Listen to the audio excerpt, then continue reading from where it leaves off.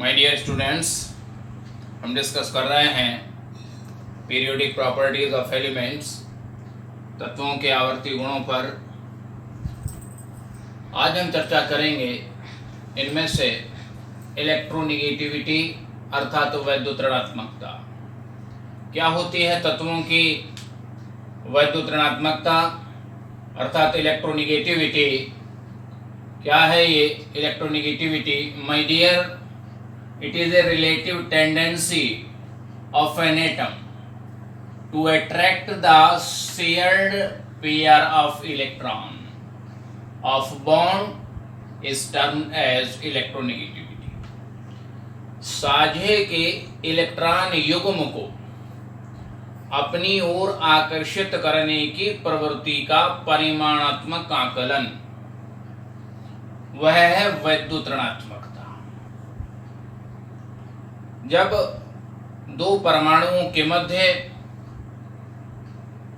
कोई bond formation होता है, जनरली कोवेलेंट बॉन्ड फॉर्म्ड होते हैं, सहसंयोजी बंध बनते हैं, तो सहसंयोजी बंध बनने में दोनों एटम इलेक्ट्रॉनों की समान साझेदारी करते हैं और शेयर्ड पेयर ऑफ इलेक्ट्रॉन बना लेते हैं। ये शेयर्ड पेयर ऑफ इलेक्ट्रॉन दोनों एटम के वैलेंसी शेल में रहता है। तो इस शेयर्ड पेयर ऑफ इलेक्ट्रॉन को अपनी ओर अट्रैक्ट करने की जो नेचर है, जो प्रवृत्ति है, उसे हम कहते हैं इलेक्ट्रोनेगेटिविटी। सपोज करिएगा हाइड्रोजन, देखिए हाइड्रोजन के पास एक इलेक्ट्रॉन होता है और क्लोरीन की आउटर मोस्ट शेल में 7 इलेक्ट्रॉन होते हैं। स्थायी विन्यास प्राप्त करने के लिए दोनों को एक एक इलेक्ट्रॉन की आवश्यकता है। क्लोरीन और हाइड्रोजन एक एक इलेक्ट्रॉन का साझा करते हैं और साझे का एक इलेक्ट्रॉन युग्म बना लेते हैं। तो ये जो है ये शेयर्ड पेयर ऑफ इलेक्ट्रॉन है। इस शेयर्ड पेयर ऑफ इलेक्ट्रॉन को अपनी ओर अट्रैक्ट करने की जो प्रवृत्ति है, जो टेंडेंसी है, उसे हम कह रहे हैं वैद्युत ऋणात्मकता। ठीक है, अगर क्लोरीन में ज्यादा है तो ये क्लोरीन की ओर अट्रैक्ट होता है, और हाइड्रोजन और क्लोरीन के बीच अगर यह शेयर्ड पेयर ऑफ इलेक्ट्रॉन है तो chlorine is more electronegative than hydrogen. Chlorine अधिक ऋण वैद्युती परमाणु है हाइड्रोजन की अपेक्षा, तो ये shared pair of electron Cl की ओर खिसक जाता है। ये क्लोरीन परमाणु इसे अपनी ओर अट्रैक्ट कर लेता है। ये जो शेयर्ड पेयर ऑफ इलेक्ट्रॉन को अट्रैक्ट करने की जो टेंडेंसी है, यही होती है वैद्युत ऋणात्मकता। ठीक है, क्लियर होगी बात? तो चूंकि यह शेयर्ड पेयर ऑफ इलेक्ट्रॉन को अपनी ओर आकर्षित करने की प्रवृत्ति का परिमाणात्मक आकलन है, इसलिए इसकी कोई यूनिट नहीं होती है, इसका कोई मात्रक नहीं होता है। इस इलेक्ट्रोनेगेटिविटी वैद्युत ऋणात्मकता को निर्धारित करने के लिए मुल्किन ने एक स्केल निर्धारित किया, और इस स्केल को निर्धारित करने में इसने दो मुख्य प्रॉपर्टी, जिस पर हम डिस्कस कर भी चुके हैं, आयोनाइजेशन एनर्जी, जिसे आप कहते हैं आयोनाइजेशन पोटेंशियल, और इलेक्ट्रॉन एफिनिटी को बेस यानी आधार बनाया।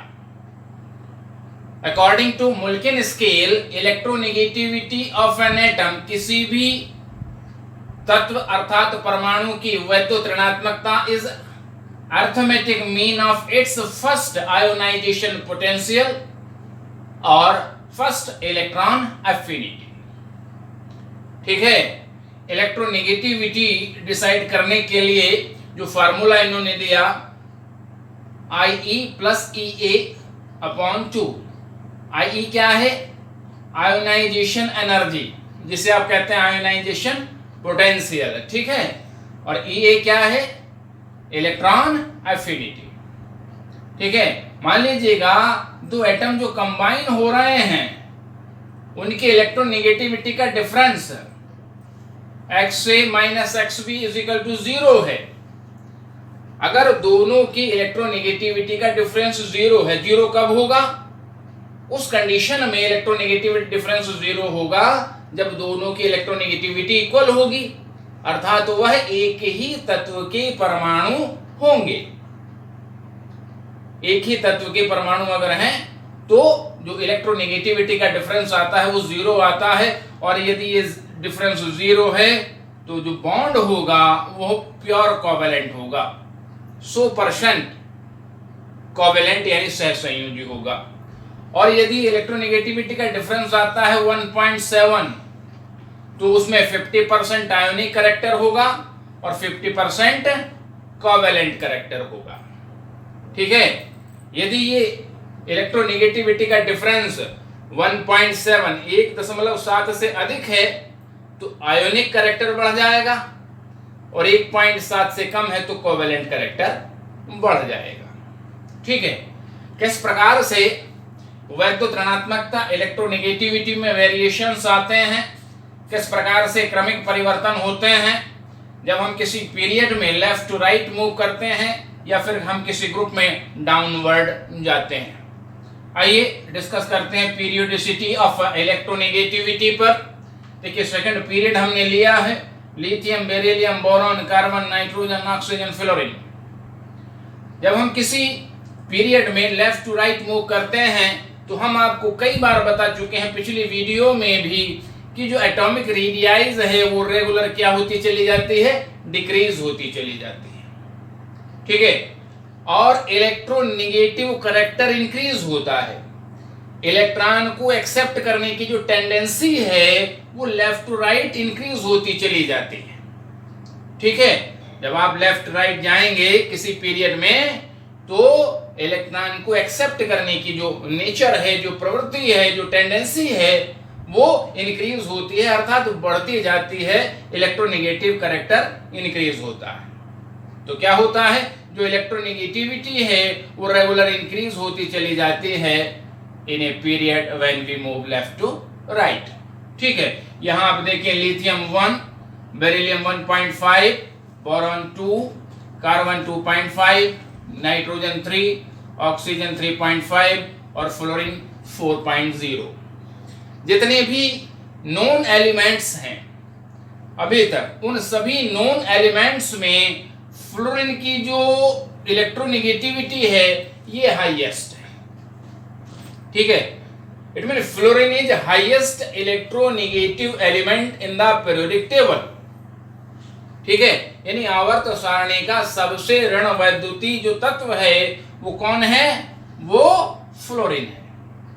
ठीक है, फ्लोरीन की वैद्युत ऋणात्मकता अर्थात इलेक्ट्रोनेगेटिविटी सबसे अधिक होती है, हाईएस्ट है।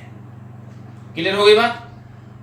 जब हम किसी ग्रुप में डाउनवर्ड आते हैं तो क्या होता है, जो एटॉमिक रेडियाइज हैं वो इंक्रीज होती चली जाती हैं, अर्थात इलेक्ट्रोपॉजिटिव कैरेक्टर यहाँ पे इंक्रीज होता चला जाता है, अर्थात इलेक्ट्रॉन रिलीजिंग प्रॉपर्टी बढ़ती है, इलेक्ट्रॉन को रिलीज करने की प्रॉपर्टी बढ़ रही है।